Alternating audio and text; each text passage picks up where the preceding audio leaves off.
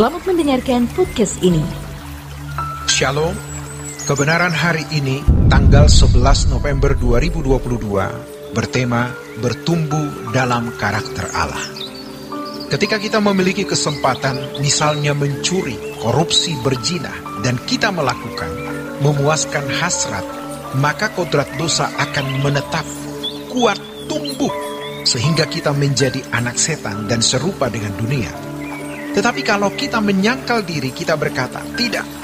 Dengan melihat perasaan Bapa karena tidak ingin menyakiti hati Bapa, berarti kita menyenangkan hati Tuhan. Kita membunuh terus karakter dosa. Pasti kita akan menghadapi kondisi-kondisi seperti ini. Dan jangan kita anggap sebagai kecelakaan. Misalnya dalam kondisi tertentu kita marah. Kita maki-maki orang. Padahal kita tidak perlu maki-maki. Marah mungkin tidak salah, tetapi harus marah yang membangun, bukan marah yang destruktif. Kita harus marah yang konstruktif, bukan destruktif. Marah destruktif adalah marah yang merusak perasaan orang, merusak perasaan kita sendiri. Artinya, membuat kodrat dosa kita tambah kuat.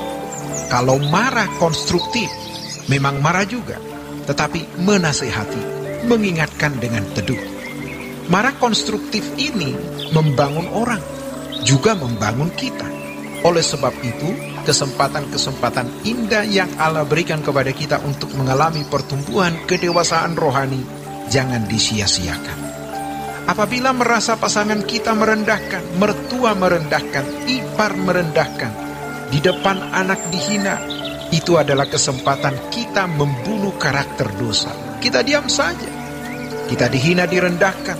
Mungkin juga sampai dipitnah. Kita diam saja. Indahnya dipitnah itu adalah pertama, kita bisa seperti Yesus yang juga difitnah. Lalu indahnya yang kedua, pitnahan itu membuat kita tercegah dari melakukan seperti apa yang dipitnahkan. Misalnya kita dipitnah menggunakan uang atau mencuri uang.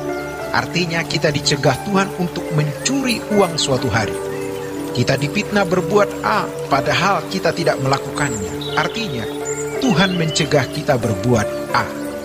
Tuhan Yesus berkata, kamu harus sempurna seperti Bapa di sorga sempurna. Kejadian-kejadian yang kita alami merupakan cara Tuhan untuk membuat kita memiliki karakter Allah. Karakter Allah, sifat-sifat Allah, kelemah lembutan, mengasihi musuh, mengerti dan menerima orang lain sebagaimana adanya, mengusahakan kesejahteraan sesama, dan lain sebagainya. Karakter-karakter Allah akan dibangun di dalam diri kita, dan itu yang membuat kita menjadi terhormat. Semakin kita bertumbuh dalam karakter Allah, semakin kita tawar hati terhadap keindahan dunia. Semakin bertumbuh karakter Allah di dalam diri kita, pujian tidak akan menenggelamkan kita. Sanjungan orang tidak terasa manis atau terasa lezat. Bahkan, kita akan merasa tidak enak kalau orang terlalu memuji, terlalu mengangkat kita. Kalau dulu memang cari yang begitu, karena kita merasakan itu kelezatan. Tetapi ketika kita bertumbuh dalam karakter Allah, pujian menjadi sesuatu yang membuat kita tidak merasa nyaman. Memang tidak bisa dihindari adanya pujian manusia.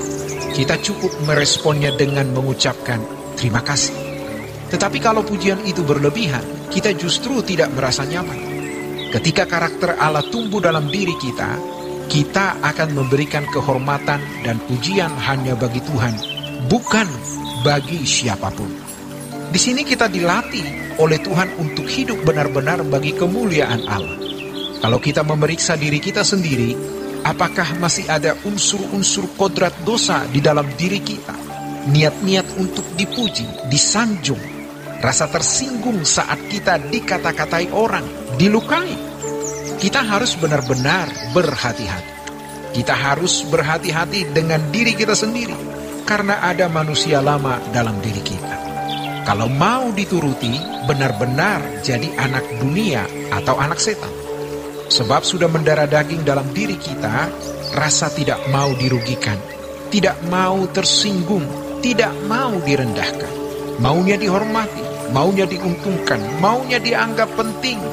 Ini yang harus dibunuh, harus dimatikan di dalam diri kita. Kita di tengah-tengah keluarga besar direndahkan, tidak apa-apa. Itu cara untuk menaikkan diri di hadapan Allah. Itu cara Tuhan membuat kita terhormat di kekekalan. Di dalam lingkungan pergaulan, kita tidak dipandang, tidak dihargai sama sekali. Tidak masalah, kita diam. Tetapi orang-orang suci, orang-orang saleh di tengah-tengah kita akan melihat bahwa kita orang yang terhormat. Jadi kalau orang yang tidak terhormat menghormati orang lain karena sesuatu, itu bukan kehormatan. Kita tidak perlu mencari kehormatan dari orang yang tidak terhormat. Kalau orang duniawi yang konsep dirinya rusak, mereka menilai orang dari barang, uang, gelar, pangkat, dan lain-lain. Ini adalah orang-orang yang tidak terhormat. Pujian kehormatan dari manusia seperti ini tidak ada artinya. Biasanya orang-orang seperti ini tidak menghormati orang-orang terhormat yang benar-benar terhormat di mata Allah. Dia tidak bisa menghormati orang-orang yang terhormat di mata Allah. Dia tidak bisa mengenal kehormatan orang-orang saleh.